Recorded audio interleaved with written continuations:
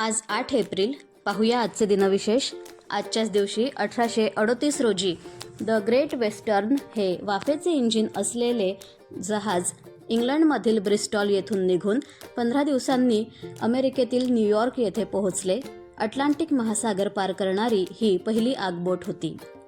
आचार्य विनोबा भावे यांनी 8 एप्रिल 1921 रोजी वर्धा जिल्ह्यातील पवनार येथे आश्रमाची स्थापना केली.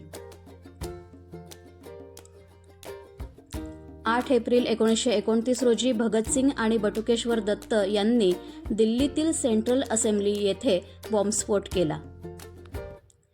भारत आणि पाकिस्तान दरम्यान लियाकत नेहरू करार 8 एप्रिल 1950 रोजी झाला.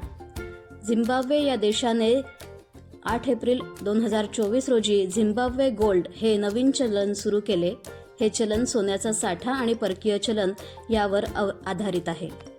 भारतीय शास्त्रीय गायक पद्मभूषण आणि पद्मविभूषणाने सन्मानित पंडित शिवपुत्र कोमकली म्हणजेच कुमार गंधर्व यांचा 8 एप्रिल 1924 हा जन्मदिवस.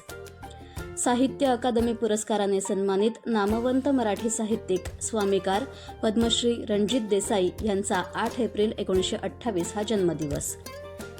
संयुक्त राष्ट्रसंघाचे 7वे सेक्रेटरी जनरल कोफी अन्नान यांचा 8 एप्रिल 1938 हा जन्मदिवस.